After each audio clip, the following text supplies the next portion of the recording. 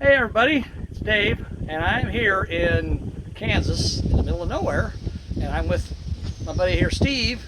I met him online, and Steve's got a car he's trying to sell, and I was on my way home from Omaha, and I decided to stop and look at this car he has for sale because it's kind of a cool car, and I don't know how rare and unusual it is, but it's definitely different. So let's take a look at it real quick and see what it is. There's other people on here that he posted it on the Chevelle website, the Chevelle forum that I belong to, and that's where I saw it.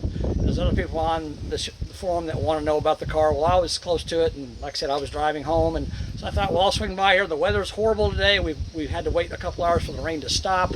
It's very windy and cloudy, so hopefully you can hear me when I talk. But let me turn the camera around. All right, Steve, so how long have you had this car? Right at 3 weeks. He's had it 3 weeks, and tell us how you obtained it. My father-in-law lives out in western Kansas, and he knows everybody, born and raised there. He's out from Goodland, and he found out about this through some friends of his that this gentleman had passed away who had these cars, and so he went to and checked it out, found it in a hangar. So it was in an airplane hangar. And how long had it been sitting in that airplane hangar? We met the tow truck driver that put it in there, and he said he parked it in there 40 years ago. So this car has been inside a hangar, out of the weather, for 40 years. And I've got pictures of it. Steve sent them to me of what covered in dust and dirt. And they cleaned it off. They drove it here on an open trailer, so it wasn't going to keep the dust and dirt on it anyhow. But they drove it here, and it was gifted to him by his father-in-law. And here it is, 1967 El Camino. And the thing that's cool about it, the thing that I like about it, and that piqued my interest in it is an actual big block car. Now, there may be some controversy as far as is it original big block or not, but we can go through and we can look at some things and we can hopefully determine that today. So, I'm going to show you guys, first I'm going to show you the VIN tag on the car. So the VIN tag is right here.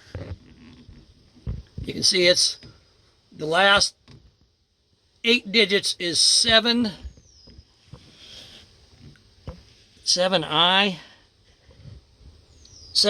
40440. 7I 40440. Okay, so that's the VIN tag. So now if we come out here on the engine itself, we can determine right down here,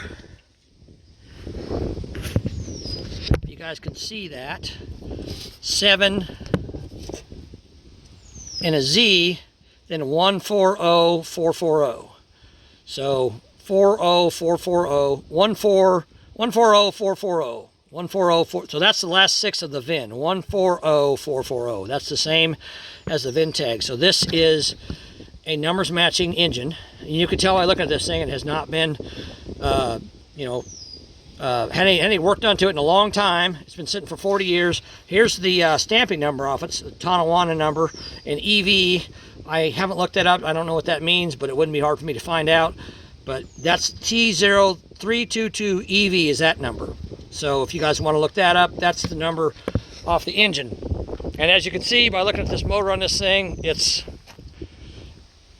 very obvious that it hasn't been touched in a very long time. The car was wrecked and parked, and someone had the intention of restoring it, and they took it apart. They took the fender off. It was wrecked in the front end here. They took the fender off, and I guess that's as far as they got with it. Let me back out just a little bit so we can see it a little better. There we go. So they took the fender off, and that's as far as they got with it. We've got the parts. I'll show those to you here in a little bit, but let's go and let's look at the car itself first. So this is the front end of the car. It's got a little bit of damage to the front panel here, some damage there. The grill is broken in a couple places, bent, I mean, that's probably due to the accident. From what I understand, from what Steve told me, a father owned this car, and he gave the car to his son when his son became old enough, and his son probably, being probably a high school kid, probably raised a little hell in it, and maybe it got away from him one day, because it is right here, even on the fender, 396 turbojet. Okay, so let's start at the front fender here on the driver's side, and we're just going to look at anything we can find that might be of concern to anybody. So this fender looks pretty good. not bad shape. Right down here at the bottom in the corner where they typically rust, you've got some bubbling. See that? So there's gonna have to be some patchwork done on that fender, but that's probably the original fender of the car. And then the driver's door, it's got a little bit of paint chip in there and there.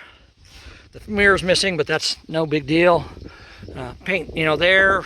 The car has been painted a two-tone on the bottom, and I was telling Steve that probably what happened was there was some rust issues with it, and they didn't want to paint the whole car, so they probably fixed some rust issues down here in the past and then painted it that blue to give it a two-tone look. That'd be my guess. I don't know that for sure.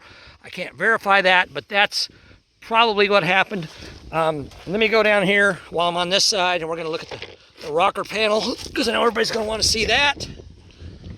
So here's the rocker panel all the way from the front. As you can see, it's in really nice condition.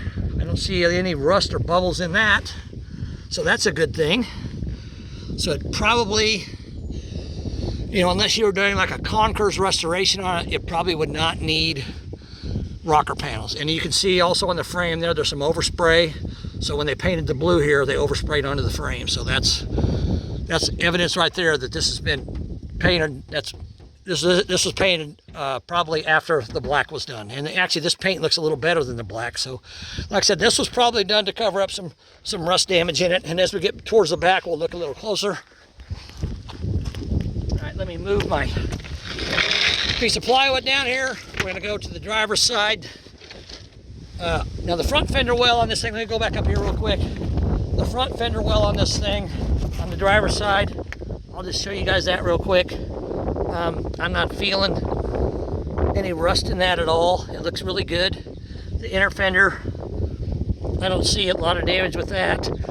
Of course the battery's on the other side, but even in here, even in there, you can see there's not. And where it bolts to the header panel, a lot of times they'll rust here where they bolt together. I don't see any rust there. I mean, a lot of evidence that this car's spent a lot of years inside. You can really tell by looking at it that it has. Okay, so that's the front fender well. I didn't think it was bad, so I didn't look at it that closely. The rear ones are more of a concern because they generally tend to rust out a little more. It's got a couple of clips there where someone had probably a mud guard on it. But even this rear fender, let me see your flashlight, Steve. He's got a flashlight I can use, so let me turn that on so we can see a little better. There we go. You can see this is the rear driver's side fender lip. You got a little damage right there where my light's shining. And we'll come around to the front because that's typically where they rust because you get a lot of water thrown on them. But you can see there, that's in really good shape, not bad at all. And the inner fender, it's hard to see because there's a tire in there. But I'll shine the light in there so you guys can see it. You can see that's really in pretty good shape. Not bad at all, definitely usable. Not a problem. There's a body mount back there. You guys can see that. That body mount's completely collapsed. So this will definitely have to have the body pulled off the frame at least enough to get mounts on it. The rubber cushions. Okay, now here's the rear quarter panel area where they typically rust. And of course, if you go back towards the back of the car, you're going to see quite a bit of rust. Got a pretty big rust hole here. It's dented. And I'll get underneath the car, but I'm pretty sure the inner side of this panel is also going to be rusted and you're going to need replaced. But that's what it looks like on the outside. At the very end, it's got a little bit of rust, which is going to have to be obviously addressed if someone restores this car. So other than that, the driver's side looks pretty good. Let me get back up here. Here's the gas door in case you guys want to see inside that. There's the gas door. It looks fine. I don't see any rust with it. The gas cap's missing, but I'm sure the tank smells really good after 40 years. Okay, so let's go on to the back of the car. Come back here, and we're going to look at the tailgate. I don't see a lot of problems here. It's got the wood grain insert. The chrome, of course, it's got most of the chrome in place, the stainless steel and the chrome, but of course, depending on how nice you want this car to look, a lot of it's going to have to be restored or replaced. You got a pretty good sized dent here. I'll kind of get it from the side. You guys can see that. And it's got some filler already in it. So someone at some point attempted to fix that and didn't do a very good job. I did open the tailgate. It opens, but this hinge here is broken. So that hinge over there is okay. So it's going to need a hinge on this side, or a hinge pin at least. The rear bumper is definitely not straight, but you know, it's not bad. You know, if you wanted to make a driveway out of this, you could use that. It's got a hitch on it, so it's mounted pretty solidly. Okay, now let's come there. Oh, and we got right here in the corner here, someone's backed into something. See that? You got a dent there you got to take care of. So that's going to need addressed. But on this side here, the passenger side, I'm a little bit more concerned with, because it's got this damage here that's had some filler put in it. And we come up this way and we're looking, and right here by the back door, you can see, if you look in there real close, you can see there's a rivet in there. So it's had probably some metal riveted in or something. This body line right here doesn't quite match up, and you can see the door, that there's a little bit of a gap right there. So it's going to need a little bit of work, depending on how, you know, how far you want to go with this car. It may need this full panel replaced. I don't know, you know, depends on what you're looking for. But if you know a good body man, he could probably fix that too. Just depends on how many hours you want to spend on it. And of course, down here on the passenger side, we got quite a bit more rust that's been repaired. And this is why I think the car was probably painted the blue. Was somebody attempted to repair this rust at one point, and they put a bunch of body filler on there and then painted it blue. So that's why the blue paint's on there, I believe. That's pretty bad. Obviously that's going to have to be replaced. Again, the fender lip itself doesn't look too bad. That's definitely usable. You got a little bit of rust there towards the front, but I think if whoever buys this car, if they address that, you know, without it sitting outside and getting worse, it'd probably be okay. And we can see the inner fender here really well on this side, the tires. This side's jacked up, so it's a little easier to see. And maybe after a while, we'll jack up the other side, depending on how long Steve wants to stand out in the cold. And we'll look at the other side a little closer. There's the frame. I'll get underneath the car, I'll crawl underneath the car, and we'll look at the frame in a little while. And here's the passenger side rocker panel. And again, I'll lay down here. All right, sorry I accidentally stopped my video. All right, so now this is the passenger side rocker panel. And again, from what I'm seeing here, this rocker panel is in excellent condition. It's got a little bit of damage right there at the front where somebody scraped on. That may have been caused in the accident that happened. It's got a little bit of scrape there, but again, unless you're really trying to do like a full concourse restoration on this car, these rocker panels, there's a little bit of bubbling right there. See that? A little bit of bubbling, not terrible. So again, depending on how picky you want to be with this car, this rocker panel may or may not need to be replaced depending on your preferences. But it's not as good as the driver's side, but it's definitely usable the way it is. Definitely not worried about it. Okay, and we don't need to check out the front fender because the front fender's laying on the ground back here. And I'll show you guys what is going on with this fender. So this is how Steve got the car. This is the fender that was on the front. I don't need a flashlight, I'm outside. Gotta turn this off. There we go. So this is the fender that was on the outside. And looking at this fender, it's very obvious to me that this car suffered an upward and a backward impact. So it looks like that probably what happened was someone ran into, Steve said they thought they ran into a post, or you know, something hit the car and pushed underneath the car and pushed the fender backward and upward. So that's the only damage to the fender itself. You know, the top is bent down. You can see that's bent downward. This fender is probably not savable unless you're really, really good at body work and you got a lot of patience. It's got, you can see the evidence of filler here, and if I flip it over, you can see right there is a rust hole with body filler on the back side. So it's been patched. So this fender would probably not be something you'd want to spend time on. It would take a lot of work to get it usable. But the good news is with the car, Steve got another fender, And the person that was going to restore the car bought this fender, and I believe it's an original GM fender. It's probably what came from the salvage yard. And I'll just kind of hold it up here. You mind holding this for me, Steve? So I'll hold it up here. Steve's going to hold it for me. And this fender here is in really good shape. It's got a small dent right there. You can see it right there in the front. It's got some scratches in it, which, you know, it's 40 years or 50 years old. What do you, or almost 60 years old. What do you expect? So yeah, the bottom of it down here, it's got a little bit of bubbling, so it's going to have some metal work done there. The inner fender on it is really nice, definitely usable. And let's look at the rust prone spot back here on the back side. I don't see a lot, but there is some bubbling. It tends to get dirt and stuff. You can see the dirt like in there. You can see some dirt in that hole. It tends to get dirt stuck down in between these two pieces of metal, and that's what causes it to bubble on the other side. So you got a little bit of bubbling here, but this fender is definitely better than the one that came off of it in the wreck, and it's definitely usable. So there you go. Here's the hood. Unfortunately, the hood was stood up against a wall for 40 years, and it's got a little bit of damage to that corner. Not terrible, but it is bubbling. There's some rust bubbles there. See that, guys? Just so you guys can get an honest view of this car. There's a dent in that corner. You know, this hood is usable if you want to take the time to fix it, but I'm guessing probably somebody's going to throw an SS hood on it because it's a lot cooler.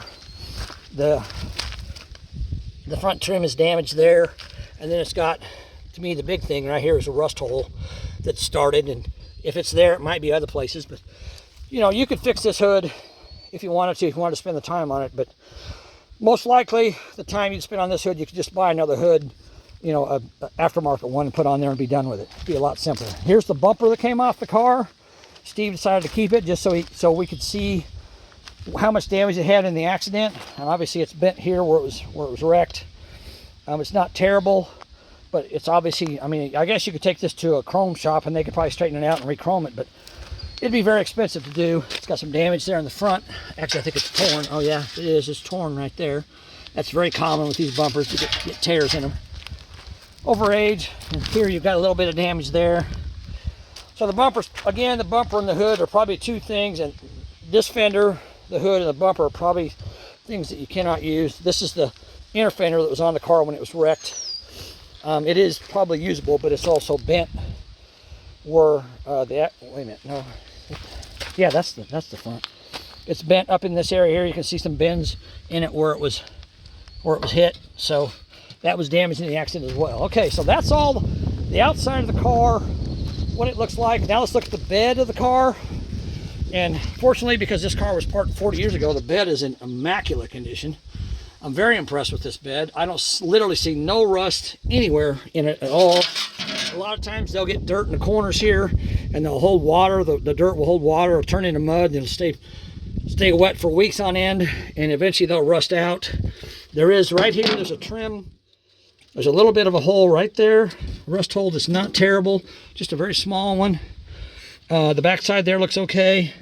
Behind the wheel looks good. And I don't know if you can open this tailgate or not. You want to give it a shot, Steve? You bet.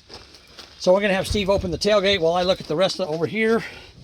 And again, this corner is in excellent condition. You do not have a rust hole here like you do on the other side. Steve got the tailgate open, so we're going to look at that area back there underneath the tailgate. Let's look at the bottom of the tailgate first. As you can see, it's not rusted. So this tailgate is definitely fixable. You can take this panel off, you can take the dents out of it and straighten it out, and it's definitely usable. No doubt about that. Back here, you've got, let me turn on my flashlight so we can see a little better. You've got some rust coming through right there in the corner that's going to have to be addressed. So I don't know how bad that is underneath, but it's definitely something that's going to have to be addressed when the car's, if it's restored. We go across this way and continue to look over to the passenger side. Passenger side's the same way. It's got, I think, even more, yeah, it's got even more severe rust there. It's going to have to be addressed. And we can look at the tailgate lip. You can see that is really nice. I mean, I definitely think this tailgate's usable. You know, it all depends on your preferences, but it's definitely usable. Not bad at all. And again, it has a broken hinge on that side over there. So that's kind of the bed of the car. There's a hood hinge there, and there's a hood hinge on the car, so it does have both hood hinges with it. Okay, now let's go You can put that up if you want. Thank you, Steve. So now we're going to go to the interior of the car. Oh, wait. No, we got to look at the roof. I'm sorry. So let's take a look at the roof. So here's the driver's side of the roof. It's got, turn this light off. Okay, so it's got a little bit of damage here. It's got a dent right there. And if you look across the top of it, I don't know how well you guys can see this in the video. It's kind of hard to see, but the rain, because it's wet, has made it a little easier. You can see a lot of little dents. Steve said that he thought it might have been in a hailstorm at one point. So it's got some bumps and bruises in the roof, but if you take the headliner out, if you're patient enough, you can probably straighten most of those dents out from the inside out. Just take 2 guys to do it, or pull the window out and do it yourself. And the windshield is broken, by the way. The rest of the glass in the car is excellent condition. Again, the chrome is some of it's good, some of it's not. You can see it around the windows here. This chrome is really nice up around the back of the bed. I mean, I don't think this truck was used like a utility type vehicle. I think it was probably used more for pleasure because it's not in bad shape. This piece of chrome here, it looks really good, but if you, I don't know, yeah, see down the side of it, see it's got some dings in it, but again, there's restoration companies that can restore that back to original, so it's not a big deal. It's not hard to fix. This piece here is cast. The chrome is coming off of it. The stainless steel all looks good, but these end caps are cast, so they're not stainless steel. So you'd probably have to have those re-chromed, but the rest of the stuff you could have it restored. This side here is a little rougher. It's got a pretty good sized dent right there, and if we look down it again, you can see quite a few dents in it. So it's going to need some restoration work on the chrome. That's for sure.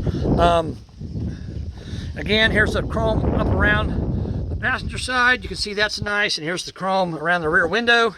That's nice. And we're on the roof on the passenger side now. There's a pretty decent dent right there. And again, you can see if you look across the top, you can see there's some dents, you know, probably, like Steve said, probably for some hail damage. I don't know for sure. And then we go to the front here, and there's body filler right there. I don't think it's a rust through, where it rusted through to the inside, but it's definitely had some body filler put in it. Something has taken its toll on this roof at some point for sure. So that's that. And again, the windshield's broken. Here's the trim, the chrome trim around the passenger window. I'll let you guys look at that because I know everybody cares about the chrome. So you can see that's the chrome around the windows is nice. It's very nice. So it's definitely usable. The chrome around the front window, I see a little dent right here in the corner, but again, all that's repairable. It's not anything major. There's a couple small dings up there, you know, nothing major again. It's got the original wiper arms and blades on it, which is cool because they're hard to find. Okay, so now we're going to look at the front of this thing where it was damp, where it was wrecked. So Steve told me, and he's told everybody on the Chevelle forum, that the frame is bent, and he's correct. I believe it's bent upward a little bit. If you look, it's hard to tell, but if you look, let's see if I can get in here and try to see this. If you look at this frame horn and the one on the other side, it looks to me like, here, let me shine my light on the other side. Maybe that'll help. There we go. See, there's the other frame horn over there. So I don't know if you guys can tell or not if it's bent in an upward fashion, but I think it might be bent upward slightly, maybe a half an inch or an inch at the most. It's not terrible. If you look at the front of the car, again, it's hard to tell. Really, the only way you're going to know for sure is to get it on a frame machine. But just looking at it, eyeballing it, it looks to me like it might be bent in an upward fashion slightly, and the way the fender's crushed like that, it probably is. But again, it's repairable. It's not major. And of course, the other problem we've got is back here. The frame is see, this is what concerns me. This frame is like pushed in right here, and it looks like it's bent like backward this way a little bit, but it's almost twisted, like it got twisted. So that's going to have to be addressed. But that's what the frame looks like. You guys want to see that? I'll shine the light on it so you guys can see it really well. Try to get some light. I'm trying to get the light so it's not shining directly on it. But you can see how much the frame is bent. I don't think, well, let me put this light down a second. I don't think this section here that goes way back in there, I don't know if that's normal or not. You guys tell me, you El Camino guys. Is that supposed to be that way, or is that from the damage to the frame? I don't know. And what do you guys think? Is that repairable? Would you be better off to put a new frame under the car? You know, of course, if you got a frame machine in your shop, you might be able to do it yourself. And of course, since this part of the frame is bent and it's a lot heavier than the side rails, you're also going to have a bend here. And a couple of guys mentioned that on the Chevelle forum. You're going to have a bend here where this bend here is now sharper than it used to be, because this section here has been pushed backward a little bit. So again, it's all repairable. It's not anything that's going to cause a car to not be able to be fixed. But I just want to show you guys that, so whoever buys the car can make an informed decision about the car. We'll take another closer look at the engine real quick. On the back of the engine, if you guys can see right down there, let me zoom in just a little bit. You can see the date code C177, so March 17th of 67 was when the intake manifold was cast. And I looked for the date code on this block. It's a big block, so I think the date code is somewhere underneath of it, probably down by the oil filter or something. But we can come around to this side and we can look at the casting number, which you guys, I'm sure you want to know what that is. Let me zoom in even more.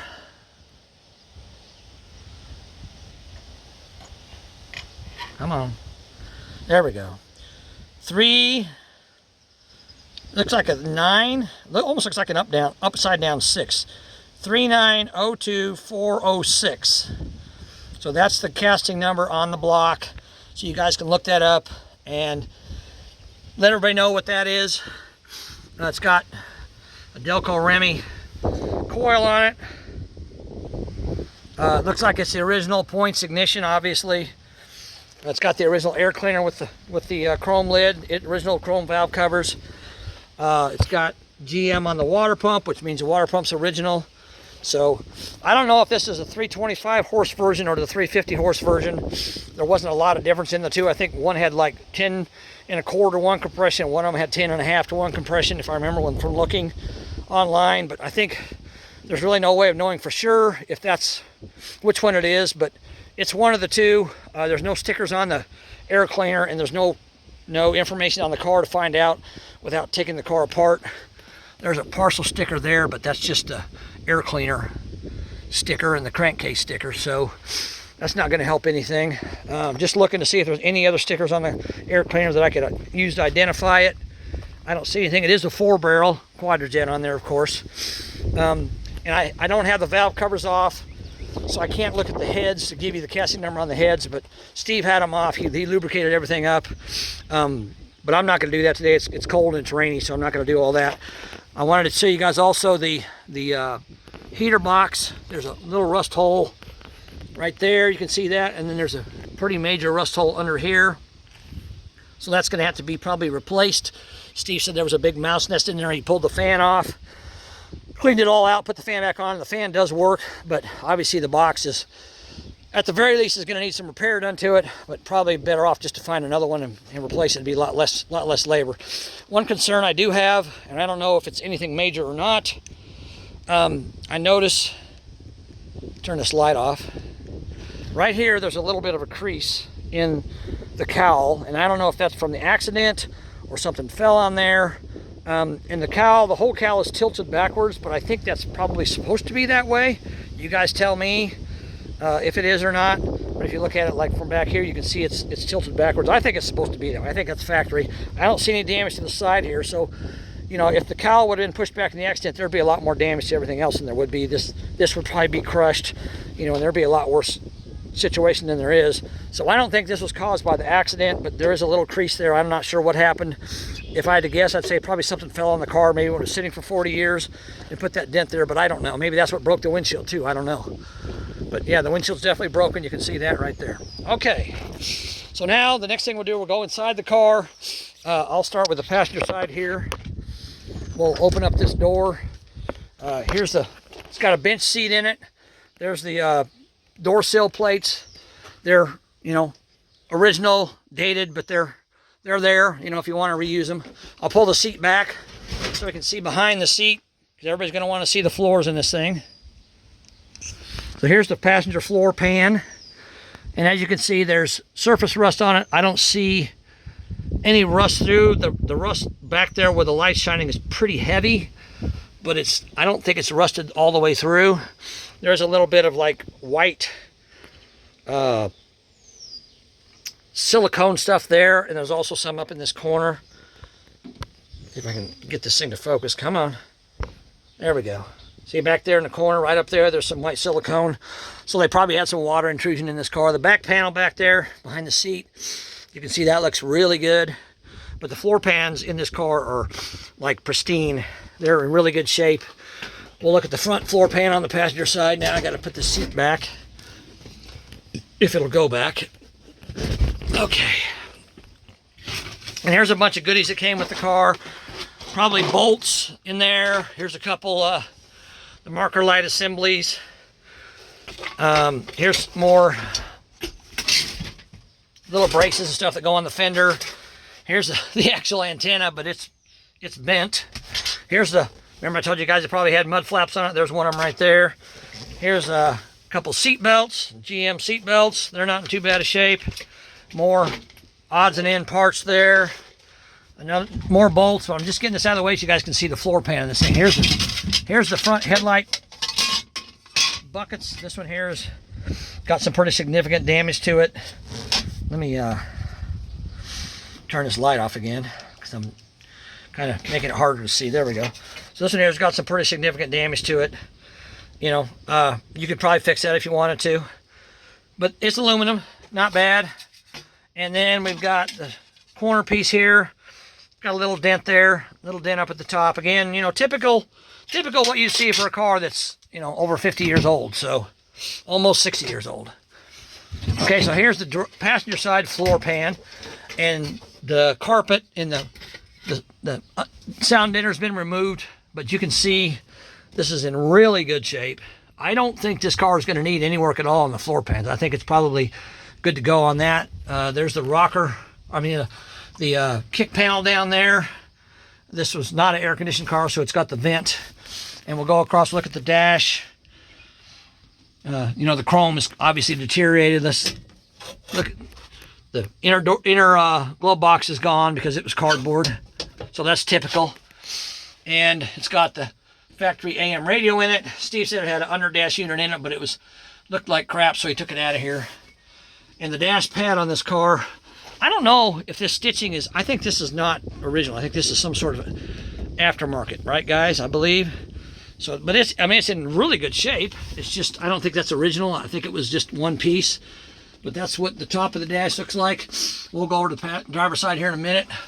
I can't really show you the ceiling inside the car because it's still got the headliner in it. But it does have both visors. So they're in good shape. Back it out just a little bit. It does have, well, let me get the light back on so you guys can see. It does have both visors. They're still there. And again, there's the roof. It's got, you know, some padding in here. So if you were to take the headliner out, which you will, and the padding, you could get to that roof and probably straighten out a lot of those dents. They just didn't want to do that. There's a driver's door panel. It's got a big hole in it. I don't know why it's got a hole in the middle like that. It's really weird. And the passenger side is the same way. It's got a hole in it. I'm not sure what happened there, but I mean, it's a shame because the rest of the panels are in excellent condition. It's just, you know, right there, it's got that hole. Maybe where someone's elbow was rubbing or something. I don't know. All right, let's go over to the driver's side. We'll look at that real quick. And then we're going to crawl underneath the car and check it out underneath. All right. Move this seat out. And there's the driver's side. Behind the seat, not bad. There's a little bit of surface rust back there, but nothing that can't be, you know, cleaned up with some rust killer. Again, there's some of that white silicone stuff down in the corner, probably to seal out from water. But this floor pan is like super nice, excellent condition. Even up here where the sill plate goes, I don't see any rust at all there. So it looks really good. And here's the critical part, of course, the driver's side door floor pan is always the one that gets the worst. But this, again, you know, there's a little bit of a sound deadener still on here, so I don't know what's underneath that. I'm not going to peel it off, but from what I can see, just by looking at this, from what I can see, I don't see anything that would cause me some concern. Up there by the gas pedal, there's some rust, you know, a little bit of rust issues there, but again, it's not anything that's just terrible. I think it could probably be cleaned up with a wire brush and be just fine. Again, here's the kick panel on the driver's side, and even down below that, there's a little bit of surface rust there, but nothing terrible that can't be addressed. All right, now we got the driver's side. We'll look at the steering wheel. Steering wheel looks really good. It's in nice shape. It says Chevelle right there. You know, typical age of that. It's got a column shift. Typical rust on that. There's your, he told you guys the mileage was around 30-some thousand. It's 32,589. So it's got a fuel gauge in it. It's got a clock. And other than that, it's just lights. So, you know, it's got the typical idiot lights, generator, temperature, oil pressure, and all that. Brake. It's got the standard controls. Of course, there's no air conditioning. So it was not an air-conditioned car. And, of course, everybody's going to want to know, 32,589 miles, is that 32,000 or is it 132,000? Well, let's look at the pedals, and that's really the only thing we got to judge that, and I don't know for sure. But if you look at the brake pedal, it does have some pretty significant wear on it. But if the car was driven in town, like Steve told me, well, if the car was in town, spent most of its life locally, you know, someone might have worn that pedal out just driving around town. And that's definitely a possibility. It's not, I mean, I've seen a lot worse. I've seen a lot better. But just judging from the condition of the car, I would think that would be original miles. But again, I can't prove it. So I don't know if it is or not. Here's the dash pad on the driver's side. Again, it's in really nice condition. I think that dash pad was either came off of something else or has been redone at some point in its life. I don't think the stitching is from the factory. I don't remember seeing that on any other cars. But you guys tell me if it is or it isn't. I don't know. Again, the visor on this side, I'll pull it down. It's torn, but it's there. You know, the chrome is typical. They got the typical pitting in it. Not bad. So anyhow, mirror. There's the rear view mirror. It's, you know, got the typical clouding in it that would come with a car of this age. But Steve did change the oil in the filter on this car. He put fresh oil in it, and he put a battery in it, and someone turned the key and it cranked over. So he cranked over a little bit. He pulled the valve covers off, lubricated everything on top with some marble mystery oil, right? Marble mystery oil. So to make sure everything was lubricated. He said he had one valve that was sticking in, it bent the push rod slightly, and rather than replacing it, he didn't want to mess with it because he didn't know what someone else would want to do with the motor of the car. So he just straightened it back out, put it back in the car. He freed the valve up, tapping it with a hammer, lubricating it, freed it up, and cranked the motor, sprayed some carburetor cleaner in it, and it started. So they put a new set of points in it too, and it got spark, and it did start. I don't think he ran it very long, just a few seconds, but it does run, at least temporarily. I wouldn't recommend, you know, getting in and driving anywhere, but it definitely does run. One thing I did notice on this thing just now, it's got all these plugs on it, on the manifolds, and that's typical of an air injection system, which is normally a California car.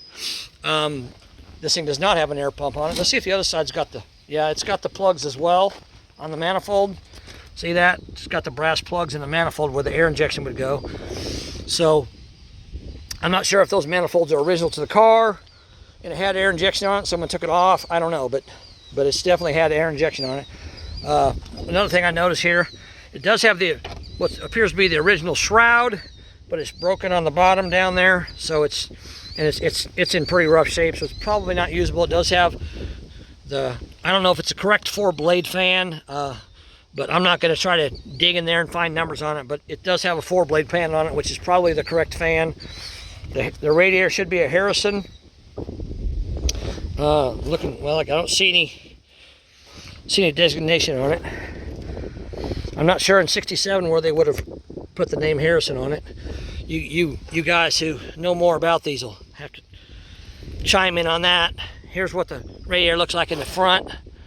It's got the typical green, I'm really old look to it, but I don't see any leaks. Well, there might be, well, I don't know. It's been sitting outside, it's hard to say. There's a little bit of water right there, but I don't know if that's from the rain or, I don't know. But it doesn't look to be in bad shape. It's definitely, oh, there it is right there, Harrison. Sorry, it was hard to see because it's not very good lighting out here because it's dark, it's cloudy. But there's the Harrison, so that is a Harrison radiator, which would mean it's the original, probably the original radiator to the car. Definitely restorable. You may have to recore it, but it's definitely usable.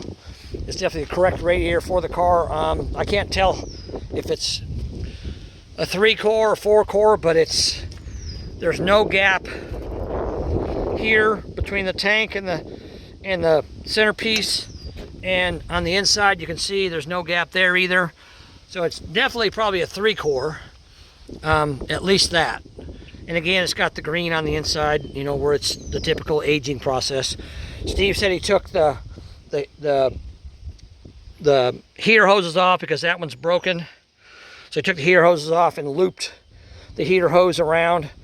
And when he did that, it did have green antifreeze in it, so the car probably has not frozen and damaged the block at all, but it did have antifreeze in it, so that should be good to go. All right, now let's go to the critical part and let's look underneath the car and see what we got underneath there. So here's the frame. I'll just show you the frame rail up here because it's already exposed. So this is the frame rail on the front of the car, passenger side. And again, there's your bend from the accident right there, the crease in it.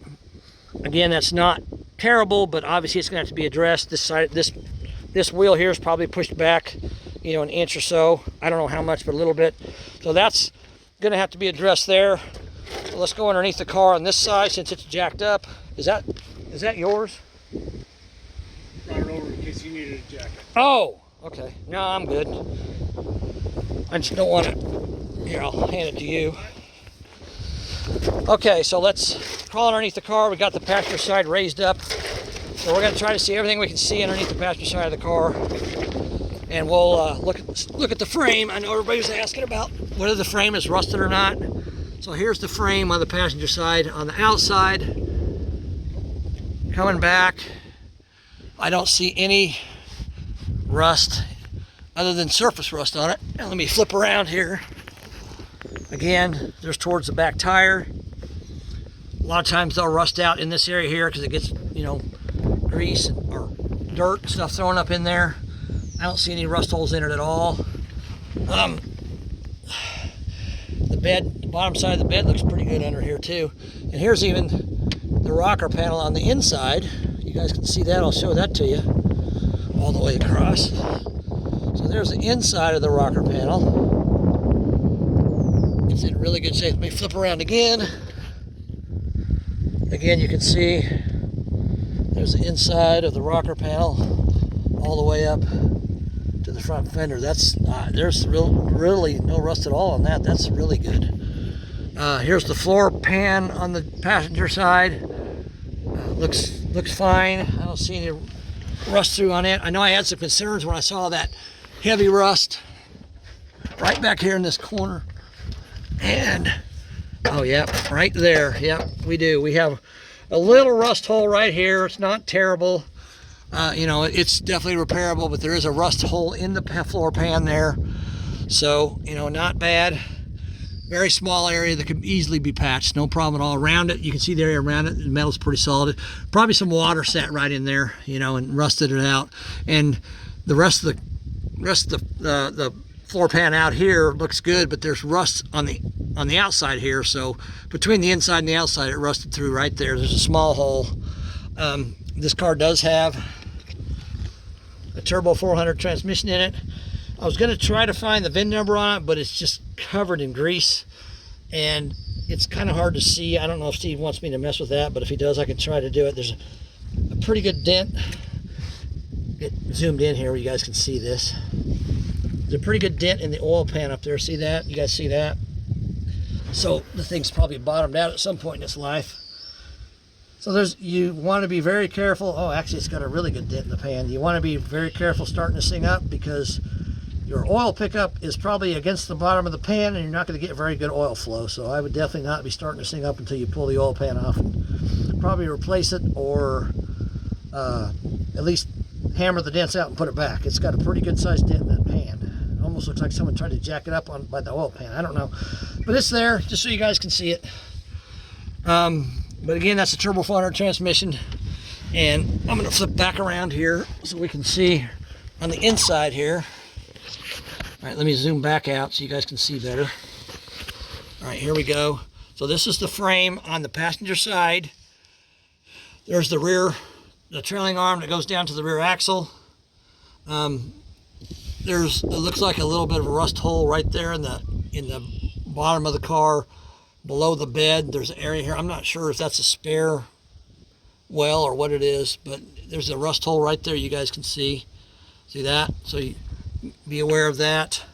It's not, again, it's small. It's not terrible. It's not anything that's gonna cause major issues. But it all, like I said, it all depends on the level you want to restore the car. Now, one thing I did notice, you guys will recognize, there's a 3/8 inch fuel line here, and that's typical of a big block car.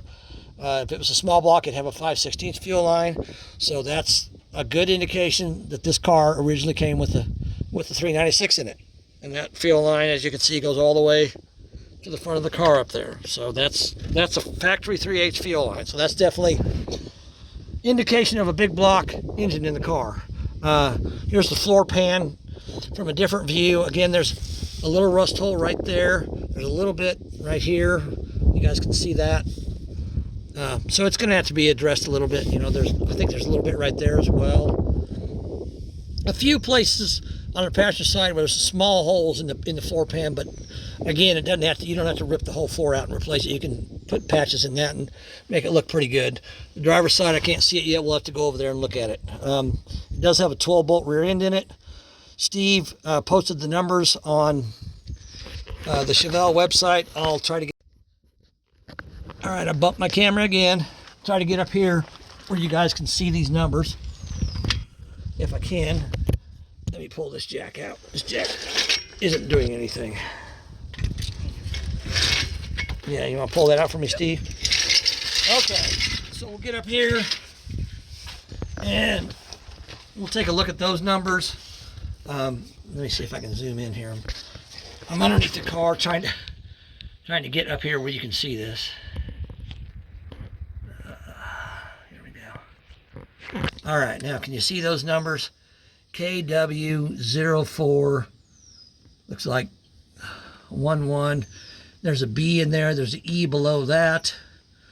So those are the numbers on the passenger side. And look, guys, there's the good old spring stretchers. Back when we were kids, we used to throw those in the high lift coil spring stretchers. We'd put them in there to try to get more lift out of a car. This thing does have air shocks. I don't know if you can see it back there, but it's probably a set of Gabriel hijackers. They're white, so they're probably Gabriel hijackers. But yeah, there's the numbers on the passenger side of the rear axle. So I read those off to you. All right, now let's go underneath the back of the car and we'll look behind on the underside of the fenders so we can see if the inner side of the fenders, what they look like. All right. So we'll start with the passenger side here. Again, it's got this significant rust out here on this quarter panel area all the way from the wheel well to the back bumper. So I'm curious what it looks like on the inside. So here's the inside of it. Obviously, towards the tire, it's pretty significantly rusted. They're gonna have to have some patchwork done there. It looks to me like probably someone has put something in here to try to seal it up in the past. So this panel right here, I don't know if you can buy that panel or you, I'm sure you probably can, but I'm guessing this probably, at least on this side of the car, that panel's gonna have to be replaced, the inner panel. But you got to do the fender anyhow, so it's pretty normal to have to replace that. Not a big deal. And again, People were asking about the rear axle. It is a 12 bolt, you can see that. Steve says it's a posi. I think it's a 273 gear, if I remember right, which isn't too bad. It's a good highway gear for this car. Now I'm gonna try to get on the driver's side, but it's gonna be a little tricky. I'll tell you what, let me crawl. Oh yeah, and it's got a hitch. It's been welded there. It's been welded to the frame there. And welded to the frame there. And welded to the frame there. And welded to the frame there. So the hitch is permanently attached to the frame. And again, we can look at the frame rails on this side. This is still the passenger side. So here's the frame rail where the spring is at, and we come down. A lot of times they'll tend to rust in this area. This one looks really good. I don't see any rust at all. Go all the way out to the end where the bumper mounts. That looks okay. Go across.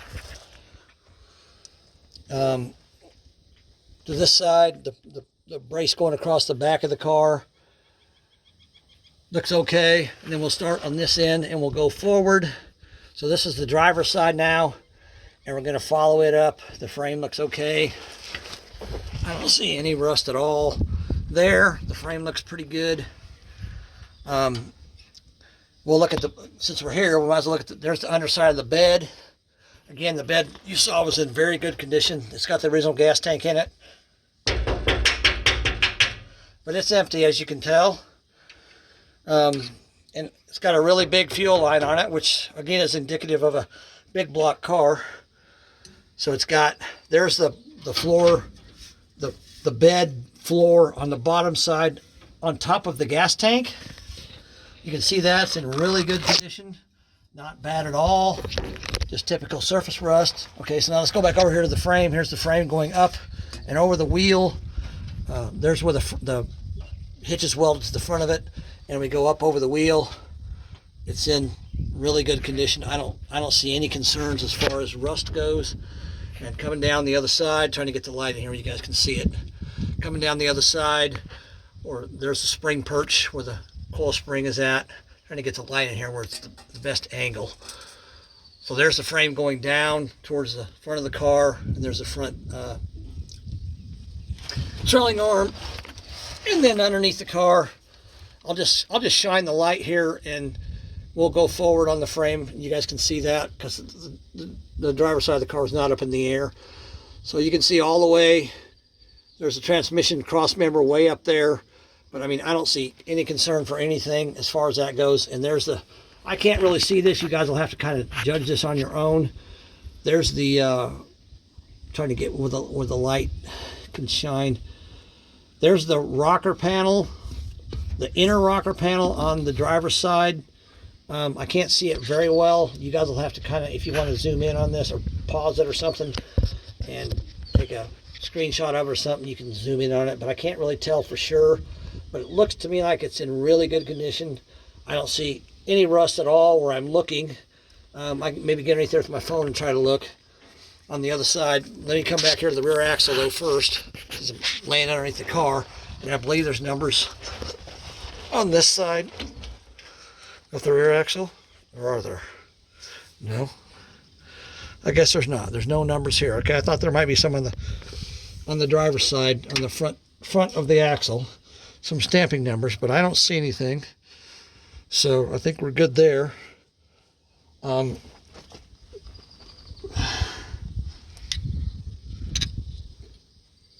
trying to find a date code on this rear axle, but I don't see one. And I don't remember where it's at on this thing, on this axle.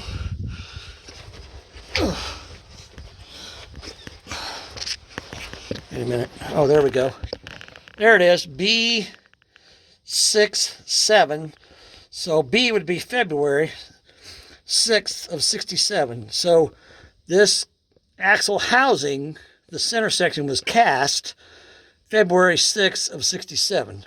And the intake manifold was in March. So that would have made sense that they're all in line with each other as far as being very close within a month or so of being manufactured. So that's correct.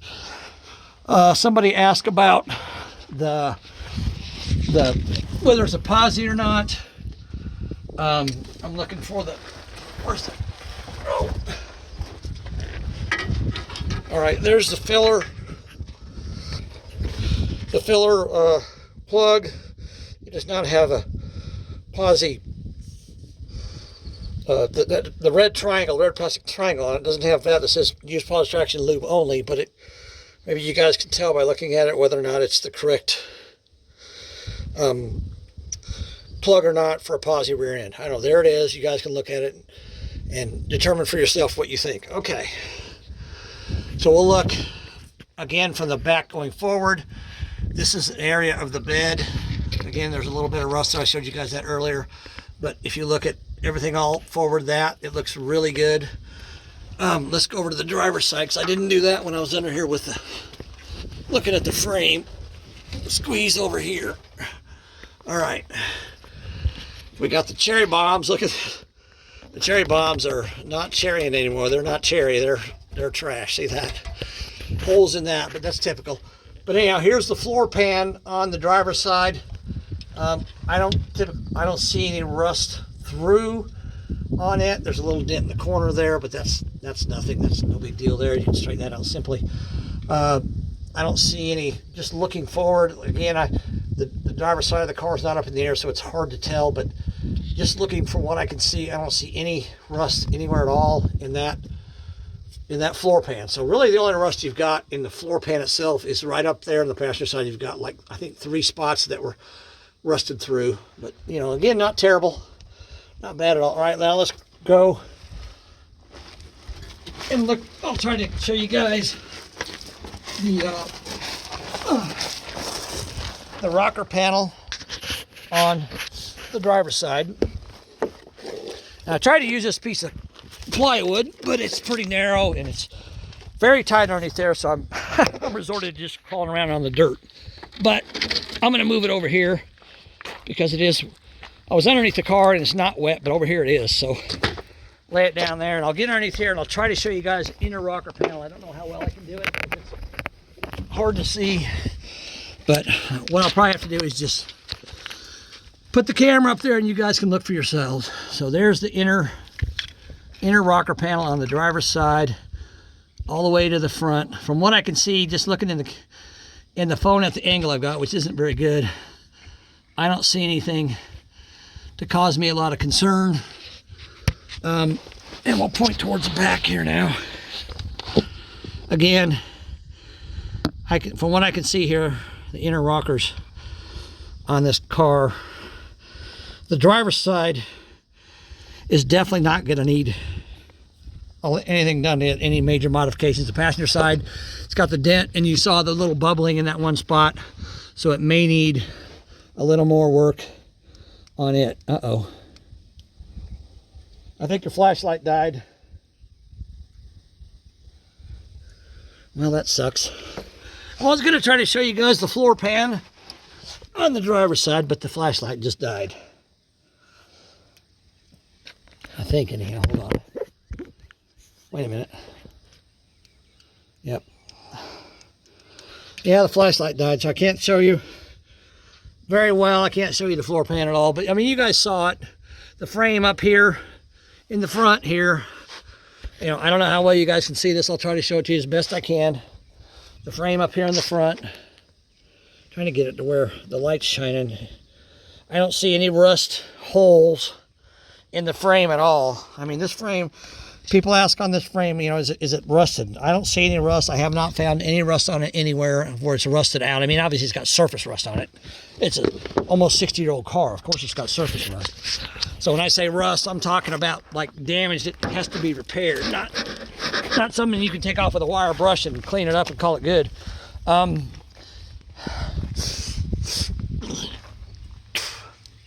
it.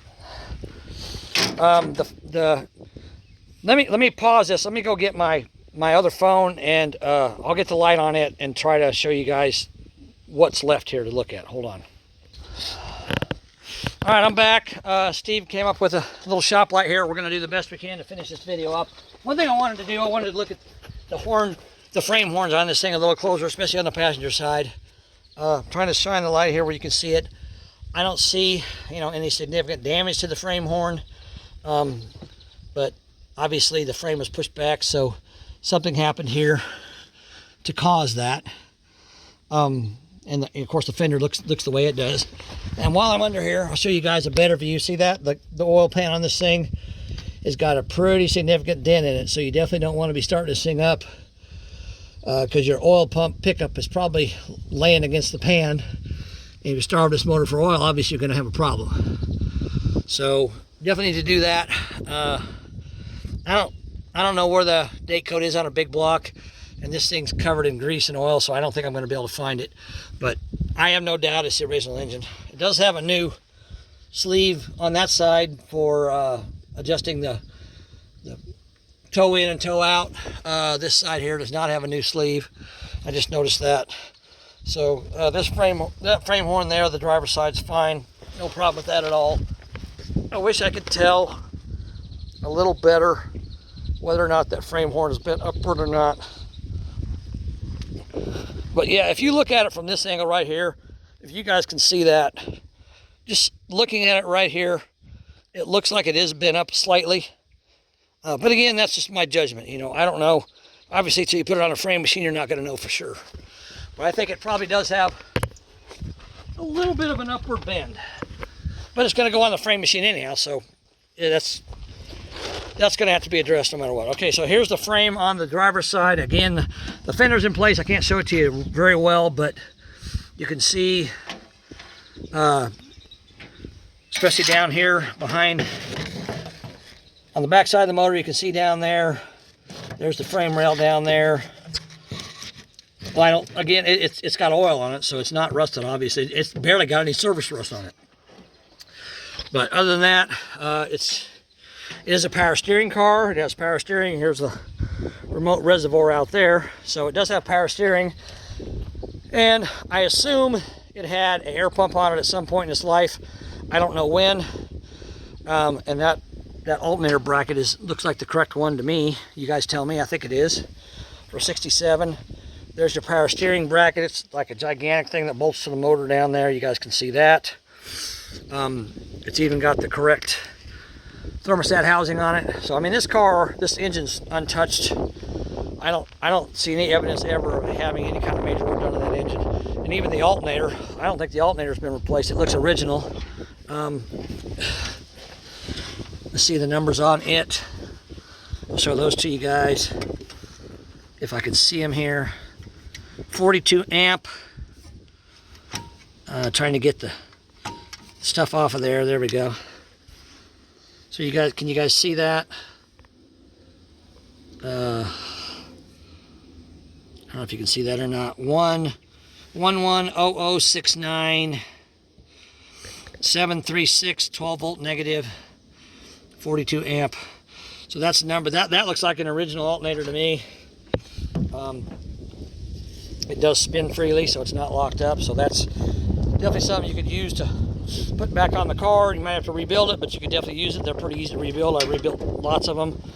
The fuel pump, I don't know if it's a GM or not.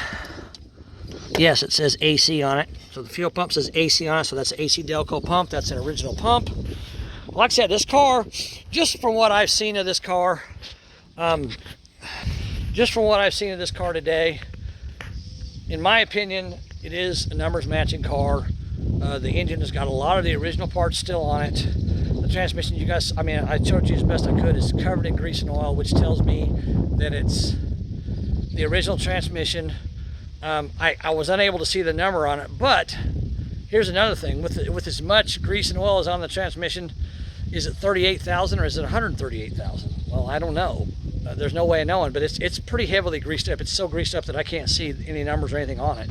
So typically, I would say, in my opinion, a 38,000 mile transmission would not have that much grease on it. But I don't know. I'm not saying it's not, because I don't know. I'm not trying to criticize the car in any way. It's a very nice car. It's definitely worth someone restoring.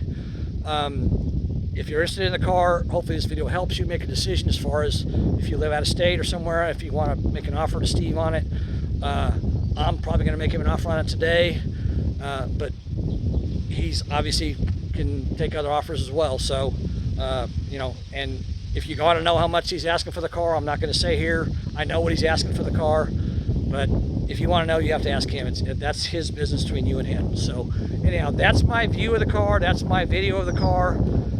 It's 67 El Camino, not Super Sport, but big block, 396, turbo 400, 12 bolt rear end. Were you able to verify it's a posi? Or? Yes. Okay, so he was able to verify that it's a posi and 273, is that right? Yes. 273 gear. Whether it's 38,000 or 138,000, it may need, you know, some attention. It may need rebuilt. I don't know. But again, I'm not trying to say the car is 38,000, 138,000. You guys have to determine that for yourself. There's guys out there that can look at this stuff and say, yeah, it's 38,000. Yeah, it's 100. I don't know. You guys tell me what you think. You know, I'm putting this out there for everybody to look at. But it's a very cool car. It's definitely worth someone fixing up on. But I've tried to show you everything good and bad about the car. So, you know, if anyone wants to make an informed decision, they can do that. You know, I think it's definitely worth someone restoring. So hopefully whoever picks it up will make it look new again. And, you know, there's not a lot of work here to be done. The biggest thing is the frame. You know, it's got to have some frame work done. It's got to have probably, if you really want to do it right, this entire quarter panel is probably going to need to be replaced. The rocker panel on this side is probably going to need replaced. The roof, I think you can fix most of it. You know, from the inside you can hammer it out and make it fine. But again, if you want a perfect car, you may want to put a roof panel on it. I don't know. But you know, there's a lot of good stuff here. There's some issues, but it's definitely worth a car that someone could take and get it going down the road. You know, you could take it to a frame shop, have the frame straightened out, throw the front fender on it, throw the hood on it that's not great, but it's there. Put the front end together, put a, you know, obviously you need a new front bumper. Put it together and you can just drive it. I mean, if that's what you want to do. But you know, it all depends on what someone wants. But it's definitely a car that's worth restoring for someone. So I hope you guys enjoyed the video. Hope it helps somebody. Steve, is there anything else that you would like to say to anybody about the car as far as what you know about it or anything else at all? I think I told you everything I know, and okay. I think you've done a good job going through and pointing everything out. Okay. So he's content with what I've done here. Again, I'm not trying to say the car's good or bad. You know, it all depends on what people want. You know, some people look at this car and I think it's beautiful. A lot of people think it's not even worth messing with because they don't understand cars the way I do and the way other people do. But it's definitely a project, but it's definitely something that someone could definitely make into something really nice. So hope this helped you guys. Hope you enjoy the video. Like and subscribe to my channel. You guys, if this helps anybody, I hope someone will come along and take this car away from Steve and make it look good again. All right, guys, that's it. Thanks for watching. It's a long video, but I just wanted to show the car in its full detail so people can make an informed decision. All right, thanks, guys. I appreciate it. Talk to you later. Bye.